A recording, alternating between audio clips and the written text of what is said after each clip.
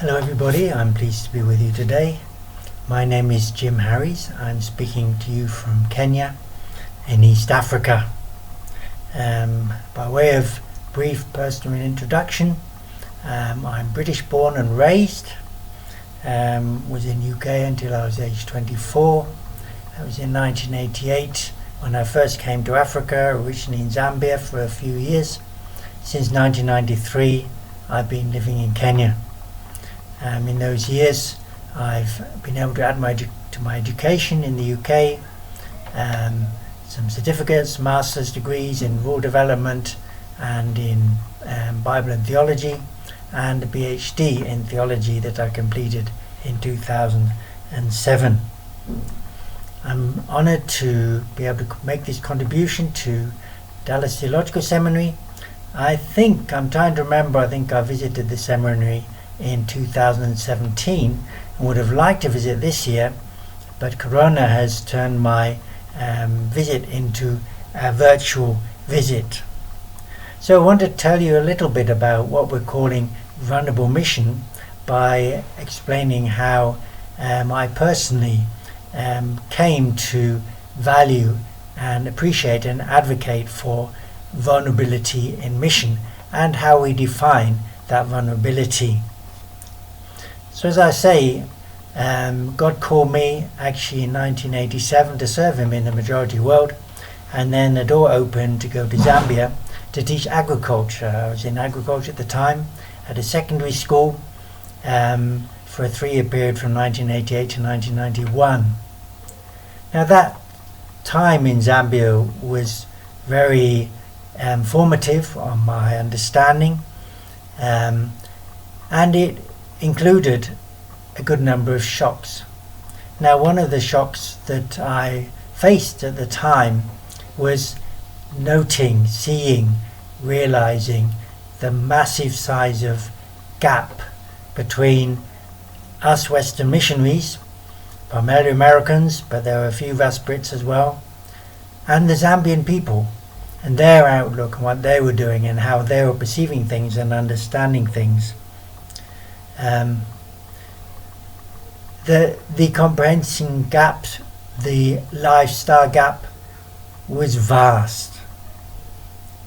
I also perceived and myself realized how difficult it is, or how difficult it would be for a person of Western origin to even be cared for by the Zambian people, given the standard at which they were living, the physical standard, if you like, the economic standard, the hygiene standard which they were living. It was extraordinarily difficult. But at the same time, I said to myself, there must be a way for a Westerner to live with African people, not by putting them into his context, but within their context, a way of sharing life with African people in which they were on familiar territory rather than bringing them onto our Western familiar territory in which they would be unfamiliar. As I say, there are many indications that would not be possible. And even today, or as today, in mission, the line is clearly drawn in many contexts. Now, what has happened is African people tend to come over to some extent to our side of the line, but there's very little movement the other direction, in mission or outside of mission. Even in countries like South Africa, in which multiculturalism is very popular, I gather there's very little movement in the direction of Western people saying, well, I need to be able to appreciate the way of life of African people by sharing in that way of life.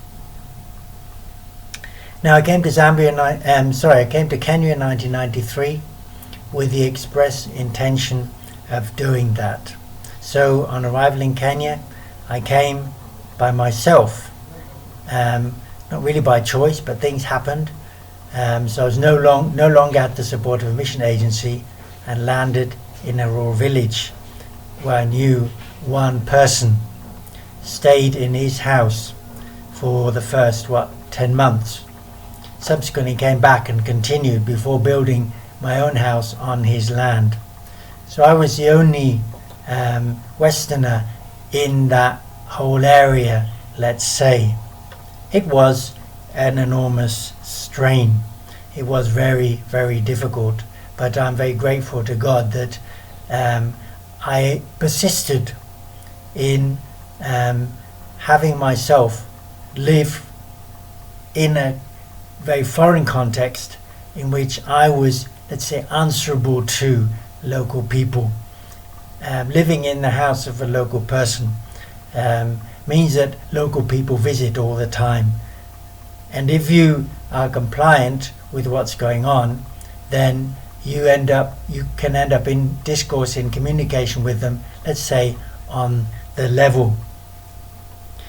So I still live in a neighbouring village, let's say, the same vicinity in Kenya to date, and that's been intentional. These days I think there are a lot of missionaries who have a very wide experience, not only missionaries, others. They've lived in different places, in different countries, amongst different people. But there's relatively few who've been able to stay in one place and get to know a community over an extended period. So many of my relationships in the community now go back 28 years.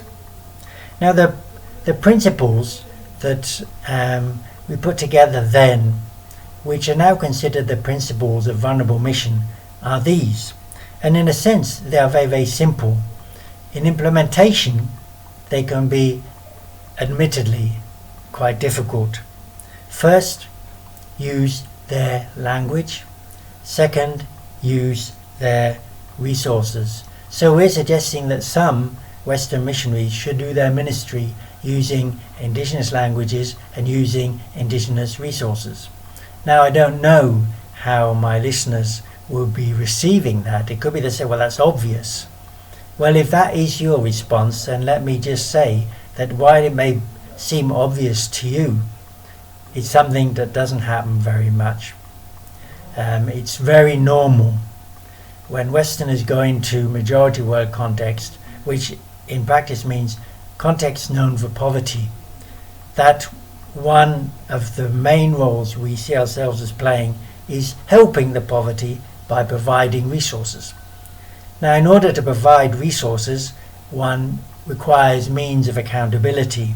In order to develop relationship with donors, one needs to be able to host donors. That means one needs a vehicle, one needs a decent house, one needs to speak to them in English, and so on and so forth.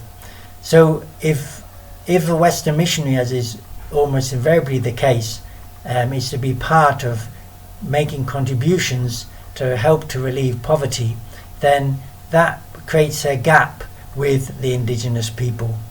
If on the other hand you say to yourself, no, okay, I'm going to be dependent on outside funds for my own survival, for my own thriving, but my role here is not to make other people dependent on those funds.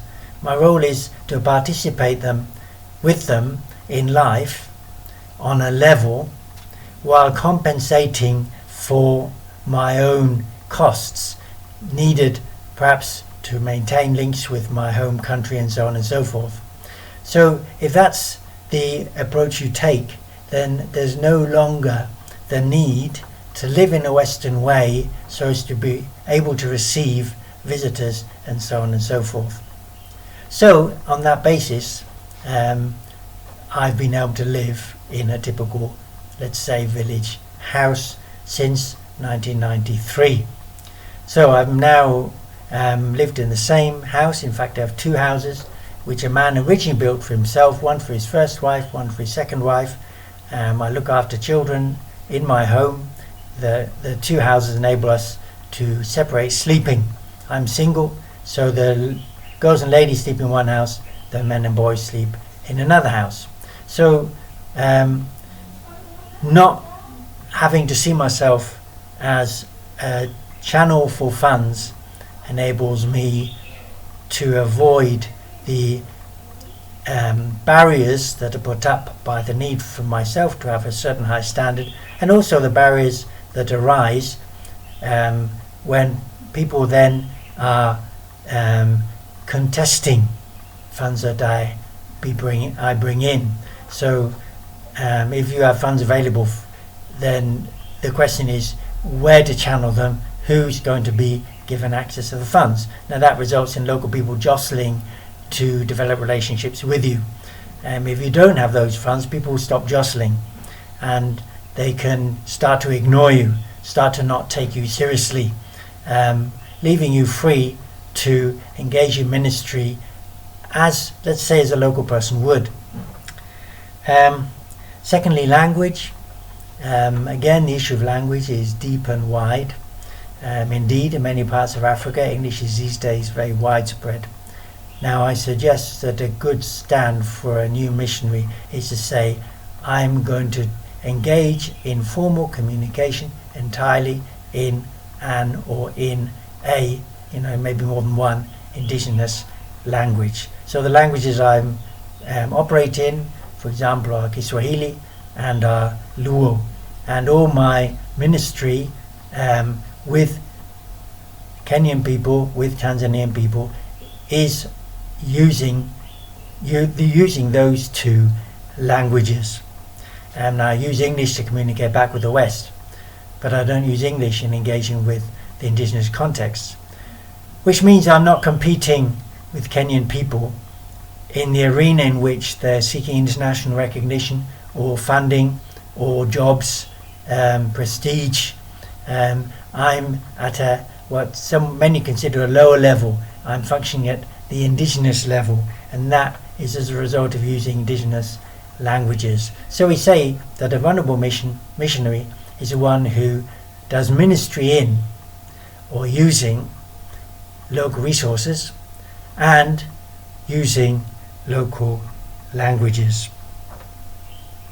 Now, I don't want to spend a lot of time talking now, so we have time for questions and discussion. But to mention that resources that are available to expound further on this notion of vulnerability in mission. I've written a good number of academic books. My first book was published in 2011, and those are available. Some of them are free, some of them are available at a cost. I've written many articles. If you go to academia.edu, you'll see a listing of the articles and other work that I've written there. I'll particularly point to two novels. I've written novels because writing fiction enables you to be honest. In other words, writing non-fiction risks communicating about people in ways that they may not be happy with, they may not be pleased with. Now, bear in mind that because English is very much a global language, if I want to communicate, say, to folks in the UK, then what I write can also easily be read by people in Africa. So being able to writing in a way that is pleasing to Westerners and answers their questions, if you like, would easily confuse and give contrary messages when read in the light of East African context. So these novels, I think, for those who are less academically oriented but who like to listen to hear some stories, to read stories and how things work out and how things happen, and kind of say, hey, really, again and again, those novels are available. Then finally, the book I've just very recently had published is about anti-racism.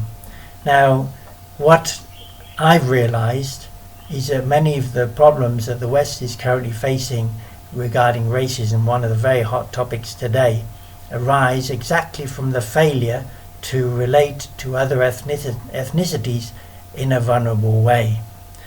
In other words, to consider that engaging with them in English will reveal all that they are thinking and doing, and using the resources that the West has available as a result of the innovations leading to things like capitalism, industrialization, in order to pay off people so they don't trouble us. In other words, money to close people's mouths. Those two factors are such that I believe they are at root of many of the issues with ethnicity that we have in the West today. So this book addresses anti-racism in the West from African perspective and suggests, beyond what I've just said, that the way we do anti-racism in the West today is doing a lot of damage in Africa, needs more careful thought, and basically it needs more, let's say in simple terms, Christians to be self-sacrificial in relating to ethnicities from other parts of the world. So with those few words, look forward to discussion. God bless.